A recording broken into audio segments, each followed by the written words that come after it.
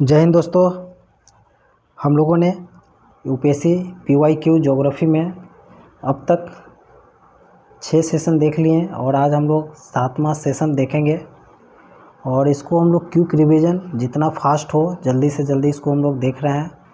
तो चलिए देरी न करते हुए हम लोग स्टार्ट करते हैं आज का फर्स्ट क्वेश्चन से।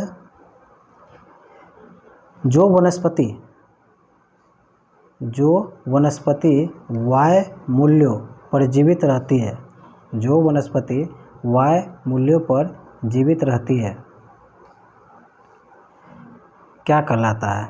मैंग्रोव, सेल्वा, टैगा, उष्णकटिबंधीय सदाबहार वन। इनमें से कौन सा होगा? तो इसका आंसर होगा मैंग्रोव। आप यहाँ देख सकते हैं क्यों मैंग्रोव होगा। आप यहाँ देखें, वायवीय जड़ों वे जड़ें होती हैं जो हर समय अधिकांश समय हवा के संपर्क में रहती है। वे जमीन में जड़ों के समान ही उद्देश्यों पूरा करते हैं, लेकिन उनमें से कुछ में क्लोरोफिल भी होता है और वे प्रकाश संश्लेषण कर सकते हैं। वायवीय जड़ों पौधे के तने या पत्ती के ऊतकों से बढ़ती है। ये क्वेश्चन बहुत इम्पोर्टेंट है। क्वेश्चन आ सकता है कि क्या वायवीय जो पौधों हवा में रहता है, जड़ जिसके ज़मीन के अंदर नहीं होती है, क्या उसमें क्लोरोफिल हो सकता है? तो बिल्कुल हो सकता है, कुछ में। इसीलिए सभी में नहीं होगा, कुछ में हो सकता है। तो इसको ध्यान रखें। और प्रकाश संश्लेषण भी करते हैं। ओके, तो हम लोग आज फर्स्ट क्वेश्चन हो गया। सेकेंड क्वेश्चन को हम लोग देखेंगे। सेकेंड क्वेश्चन में क्या है? निम्नलिखित में से किलिमंजारो पर्वत की ऊंचाई से संबंधित है और वनस्पति प्रकार से संबंधित है। चाहे यहाँ किलिमंजारो हो या माउंट एवरेस्ट हो या कंकागुआ हो, कोई भी पर्वत यहाँ पे ले सकता है। उसके अनुसार देखते हैं। सबसे कहता है कि एक उच्चतर ढाल होगा, एक मध्यम ढाल होगा, एक निम्नतर ढाल होगा और एक पर्वत पदीय ढाल होगा। इसमें से कौन से होगा और निम्न में से कौन से सही है? तो क्या केवल 1 होगा, केवल 2 होगा, केवल 3 होगा और 4 होगा? इसका क्या आंसर होगा? तो इसमें से तय कोई भी युग्म सुमेलित नहीं होगा। क्यों नहीं होगा? तो देखिए, उच्चतर ढाल में क्या है? शुष्क घास क्षेत्र, मध्यम में अल्पाइन, निम्नतर में वन, पर्वत पादीय में सवाना। तो अब इसका एक्सप्लेनेशन में हम लोग देखेंगे। अब यहाँ पे थोड़ा सा इसको देख लेते हैं जूम करके। इसमें क्या कह रहा है? जो उच्चतर में, इसमें अल्पाइन होगा या सब अल्पाइन होगा। फिर थोड़ा सा नीचे में आएंगे तो अपर मोनेटाइज जोन में मिक्स कॉनिफर फॉरेस्ट पाया जाता है। उससे और नीचे में आते हैं तो लोअर माउंटेन या पेंडोरा पाइन फॉरेस्ट पाया जाता है। फिर 14 प्लेन में आता है, प्लेन जोन में वैली सब्सट्रैक्शन या ग्रासलैंड पाया जाता है। क्लियर? और यहाँ पे क्या कह रहा है? उच्चतर में शुष्क घास। तो भैया ये तो सीधे ऐसे ही गलत हो गया। मध्यम में अल्पाइन होगा, नहीं, अल्पाइन होगा आपका ऊपर में, तो ये भी गलत हो गया। निम्नतर ढाल में वन, नहीं। पर्वत पादीय में सवाना, नहीं। निम्नतर ढाल में वन, ये दोनों सब के सब यहाँ पे गलत होगा, इसलिए एक भी सुमेलित नहीं होगा। 3 नंबर में हम लोग देखेंगे। 3 नंबर में क्या है? 3 नंबर में है निम्नलिखित को मिलाना है और सही को चेक करना है। ठीक है, तो अब यहाँ पे देता है तोसमी पहाड़ी हरियाणा, धोसरी पहाड़ी गुजरात, धिनोधर पहाड़ी छत्तीसगढ़। इसमें से कौन से सही है? तो 3 का आंसर हो जाएगा केवल 1 सही सुमेलित है, केवल 1।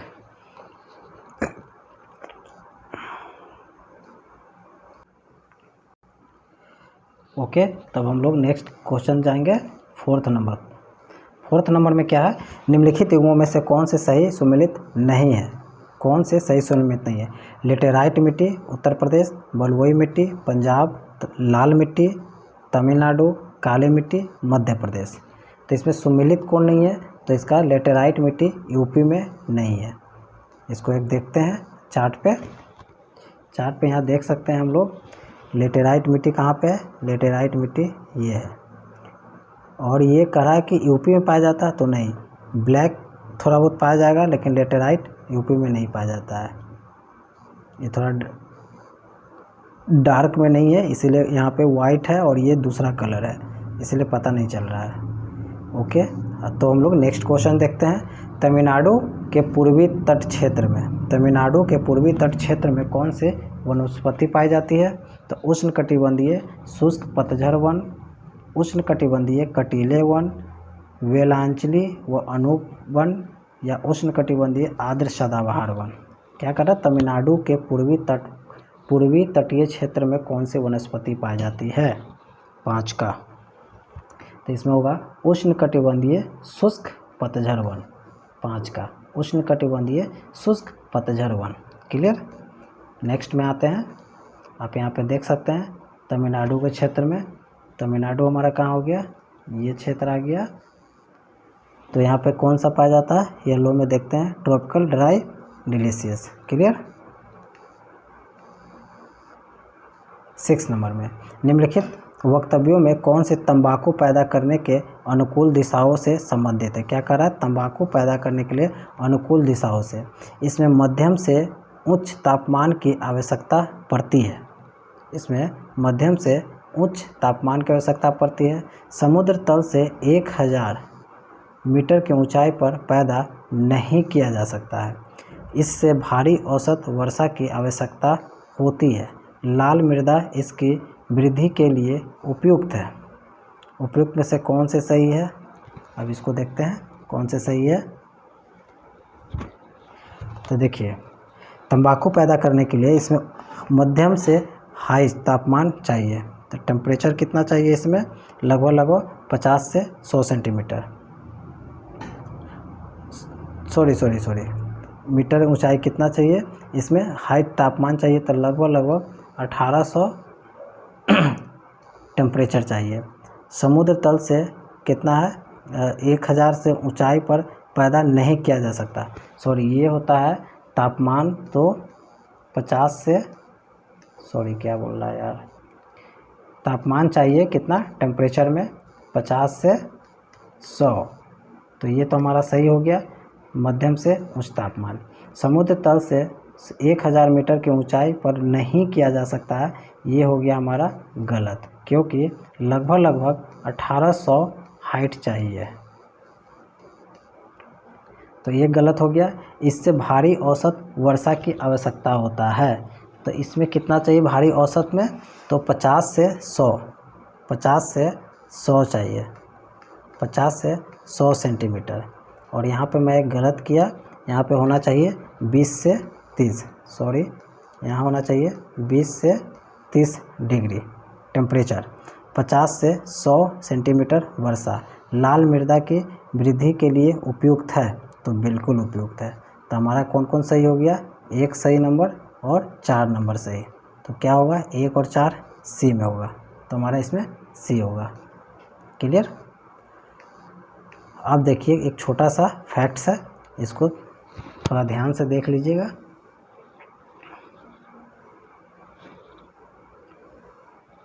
ये है हमारे देश में कितना उत्पादन हो रहा है। क्लियर। अब यहाँ पे देखते हैं क्या है। India is the second largest tobacco producer. Current का इशू है, इसको ध्यान से देख लेना है, करेंट का इशू है। India is the second largest tobacco producer behind China, यानी कि चाइना फर्स्ट में है, इंडिया सेकेंड में है। The country is the around 0.545 million hectare of area under tobacco cultivation. ये about 10% of total area under tobacco, जितना होता है उसका 10% का ये करता है। एक और यहाँ पे एक पॉइंट है, आप देख रहा हूँ कहाँ पे है, एक मिनट, जिसमें जो इम्पोर्टेंट है उसको मैं देख ले रहा हूँ। टोबैको कौन से कंट्री ज़्यादा कर रहा है? India is major tobacco manufacturing state, एक ये पॉइंट है, इसको ध्यान देना है। सबसे ज़्यादा गुजरात में होता है, फिर आंध्र प्रदेश में होता है, फिर उत्तर प्रदेश में होता है, फिर कर्नाटक में होता है, फिर वेस्ट बंगाल में, फिर तेलंगाना एंड बिहार में। तो ये एक नंबर सीरीज है, इसको याद रखना है। इंडिया सेकेंड स्थान रखता है चाइना के बाद, उत्पादन में। और इंडिया में सबसे ज़्यादा गुजरात, फिर आंध्र प्रदेश, फिर उत्तर प्रदेश, फिर कर्नाटका, वेस्ट बंगाल, तेलंगाना एंड बिहार। बिहार का स्थान कहाँ पे है? 1 2 3 4 5 6 7वां स्थान पे बिहार का स्थान आता है। बिहार का कितना नंबर पे? 7 नंबर पे। क्लियर? चलिए नेक्स्ट क्वेश्चन हम लोग देख रहे हैं। नेक्स्ट क्वेश्चन में क्या है? क्वेश्चन नंबर 7 में क्या है? लौह इस्पात उद्योग का अवस्था में निर्धारक कार्य क्या है? लौह इस्पात उद्योग में अवस्थापक क्या है? तो कोककारी कोयला, लौह अयस्क, चूना पत्थर, मैग्नीज। उपमें से कौन से कथन सही है? तो इसका कथन कौन सा होगा? 7 नंबर क्वेश्चन का 7 नंबर का इसका हो जाएगा 1 2 3 4 सभी होगा, क्योंकि लौह अयस्क उद्योग में किसकी ज़रूरत है? काकोरी कोयला भी है, लौह अयस्क भी है, चूना पत्थर भी है, मैग्नीज भी है, सभी का यूज किया जाता है। चलिए 8 नंबर, निम्नलिखित शिखरों पर विचार कीजिए। धौलाधर, कंचनजंगा, नंदा देवी, कामेत। ये क्या करा? पश्चिम से पूर्व की ओर, पश्चिम से यानी कि पूर्व की ओर इधर जाना है। अब इसको अरेंज करना है, कौन होगा? तो चलिए हम इसको एक ग्राफ में देखते हैं कौन कहाँ कहाँ पे है। तो यहाँ पे देखिए सबसे पहले धौलाधर था। आप यहाँ से देखते हैं पाका कोसी, नागा पर्वत, कामेत, नंदा देवी यहाँ पे है, फिर धौलागिरी यहाँ पे है, अन्नपूर्णा यहाँ पे है, कंचनजंगा यहाँ पे, नामचा यहाँ पे। तो अब इसको क्या क्या देखना है? धौलाधर, तो धौलाधर कहाँ पे है हमारा? धौलाधर यहाँ पे है, राइट। धौलाधर के बाद क्या है? कंचन, नंदा, कामेत। क्लियर? कामेत यहाँ है, नंदा यहाँ है। पहले कामेत होगा फिर नंदा होगा, पहले कामेत फिर नंदा फिर धौलाधर फिर कंचनजंगा, राइट। कामेत, नंदा, धौला, कंचन, यानी कि 4 3 1 2, 4 3 1 2, 4 3 1 2। इसका आंसर 8 का क्या होगा? डी, 8 का डी होगा। क्लियर? चलिए बहुत अच्छी बात है। 7 नंबर क्वेश्चन को देखते हैं, 9 नंबर को। निम्नलिखित में से कौन सा एक सही सुमेलित नहीं है? क्लियर? हिमालय टर्शरी वलित पर्वत है, दक्कन ट्रैप ज्वालामुखी उद्गार है, पश्चिमी घाट पोलियोजोइक वलित पर्वत है, अरावली प्री कैम्ब्रियन अवशिष्ट पर्वत है। 9 का क्या आंसर होगा? तो 9 का आंसर होगा पश्चिमी घाट पेलोजोइक वलित पर्वत है, बिल्कुल सी आंसर होगा, सही नहीं है। यानी कि हिमालय टर्सरी है, दक्कन ज्वालामुखी है, अरावली प्री कैम्ब्रियन है, लेकिन पश्चिमी घाट पेलोजोइक पर्वत नहीं है। क्लियर? हमारा 9 नंबर क्लियर हो गया। अब 10 नंबर में देखते हैं। लगभग 27 सेंटीमीटर, लगभग 27 सेल्सियस 27 डिग्री सेल्सियस का औसत मासिक तापमान अपेक्षाकृत उच्च आर्द्रता तथा वसंत व ग्रीष्म ऋतु में 125 सेंटीमीटर से 150 सेंटीमीटर तक वर्षा इसकी वनस्पतिक वृद्धि की अवधि के भौतिक आवश्यकता है। 27 डिग्री सेल्सियस टेम्परेचर, 125 से 150 सेंटीमीटर वर्षा, किसके लिए? रबर, जूट, गन्ना, चाय। ध्यान से देखेंगे 10 का क्या होगा? तो इसका आंसर होगा जूट के लिए। ये सारा क्राइटेरिया जूट के लिए। लगभग 27 डिग्री टेम्परेचर चाहिए, 125 से 150 तक ले वर्षा चाहिए, जूट के लिए। 11 नंबर, निम्नलिखित में भू आकृतियों में से किसका निर्माण बहिर्जात व अंतर्जात दोनों बलों द्वारा किया जाता है? बहुत अच्छा क्वेश्चन है। भू आकृतियों में किसका निर्माण बहिर्जात अंतर्जात दोनों बलों के लिए होता है? प्रायद्वीपीय पठार, थार मरुस्थल, सिंधु गंगा मैदान या हिमालय? इसका हो जाएगा सिंधु गंगा का मैदान, सी। भू आकृति में बहिर्जात और अंतर्जात दोनों का है तो सिंधु गंगा का मैदान होगा, हिमालय, थार मरुस्थल, प्रायद्वीपीय पठार नहीं होगा। ठीक है। 12 नंबर में, दक्षिण पूर्वी व्यापारिक पवन व विषुवत रेखा को पार करने तथा भारत के ऊपर दक्षिण पश्चिम मानसूनी हवाओं के रूप में बढ़ने का प्रत्यक्ष कारण क्या है? तो क्या तिब्बत के ऊपर तीव्र न्यून दाब, तप्त गंगा का मैदान, थार मरुस्थल का तीव्र न्यून दाब, छोटा नागपुर का पठार पर उच्च तापक्रम। क्या होगा इसका? होगा थार राजस्थान मरुस्थल का तीव्र न्यून दाब होगा। क्लियर। दक्षिण पूर्व व्यापारिक पवनों व विषुवत रेखा को पार करने तथा भारत के ऊपर दक्षिणी पश्चिमी मानसूनी हवाओं के रूप में बहने का प्रत्यक्ष क्या है? तो थार राजस्थान मरुस्थल का तीव्र न्यून दाब। क्लियर। चलिए ठीक है। नेक्स्ट है 30 नंबर। ज़्यादातर मरुस्थल महाद्वीपीय के पश्चिमी किनारों पर 20 से 30 डिग्री अक्षांशों के मध्य पाए जाते हैं। कहता ज़्यादातर पूरे वर्ल्ड में ज़्यादातर मरुस्थल जो है वो पश्चिमी किनारों पर होता है, वेस्टर्न साइड में, जो 20 से 30 डिग्री अक्षांश के मध्य पाए जाते हैं। पश्चिमी तटों तथा इसका क्या हो, उसमें से कौन सा कथन सही है? पश्चिमी तटों तक पहुंचते समय व्यापारिक पवन का शुष्क होना, पश्चिमी तटों का ठंडी समुद्री धाराओं से प्रभावित होना, या उष्णकटिबंधीय उच्च दाब क्षेत्रों में। 13 का आंसर क्या हो जाएगा? इसका 13 का आंसर 1, 2, 3 सभी होगा। देखते हैं क्यों होगा। आप देखिए, इसको ज़रा ध्यान से देखिए, क्या है इसमें? पश्चिमी तरफ ज़्यादातर मरुस्थल क्या है? देखिए, ये हमारा डेजर्ट एरिया है, ये हमारा डेजर्ट एरिया है, ये हमारा डेजर्ट एरिया है। इंडिया में ये हमारा डेजर्ट एरिया है। जितने भी ऑस्ट्रेलिया में ये डेजर्ट एरिया है, जितने भी ये पश्चिमी साइड में ये सब डेजर्ट एरिया है। क्यों हो रहा है? देखिए, हर डेजर्ट एरिया में क्या हो रहा है? डायरेक्शन हवा का मूव ऑन हो रहा है, मूव ऑन हो रहा है, मूव ऑन हो रहा है। क्लियर। इसीलिए और भी बहुत सारे फैक्ट्स हैं, लेकिन अब क्वेश्चन के अनुसार ज़्यादा समय नहीं देना है। 14 नंबर।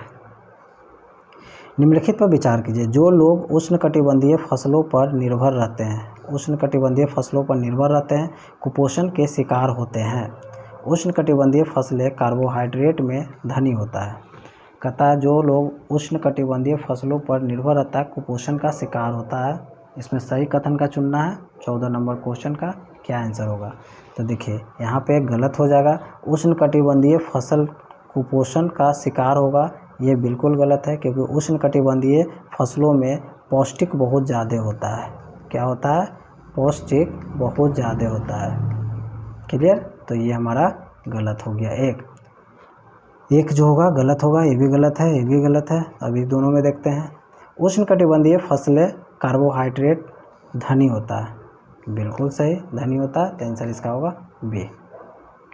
चलिए 15 नंबर क्वेश्चन में देखते हैं। 15 नंबर में क्या है?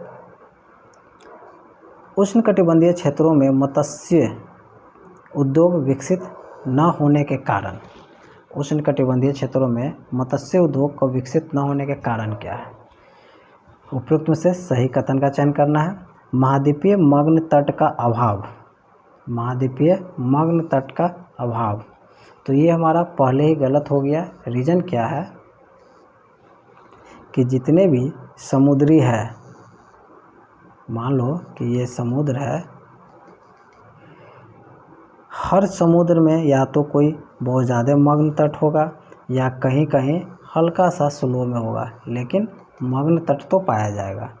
लेकिन यहाँ कहता अभाव, तो ये तो गलत हो गया, क्योंकि बिना मग्न तट का कोई भी समुद्री इलाका है नहीं। कहीं भी जाइएगा आपको मग्न तट मिलेगा ही मिलेगा समुद्र में, चाहे कोई कम होगा या ज़्यादा होगा। संरचनात्मक सुविधाओं का अभाव, विकसित होने के ना कारण संरचनात्मक सुविधाओं का अभाव, ये हो सकता है। मछलियों की अधिकांश प्रजाति खाने योग्य नहीं होता है, बिल्कुल ये भी हो सकता है। होता है, बहुत सारे मछली होता है जो जहरीली होते हैं, उसको खा नहीं सकता है। संरचनात्मक सुविधाओं का अभाव हो सकता है। प्लांटन का अभाव, बिल्कुल सही होगा। प्लांटन नहीं रहेगा तो मछली ऐसे भी नहीं पाया जाएगा। तो हमारा 2, 3, 4 सी आंसर होगा। क्लियर। आज हमारा 15 क्वेश्चन को यहाँ पे हम लोग ख़त्म किए। ओके दोस्तों, मिलते हैं नेक्स्ट सेशन में। तब तक के लिए धन्यवाद। अच्छा लगे तो प्लीज़ इसको सब्सक्राइब करें, लाइक करें थैंक यू।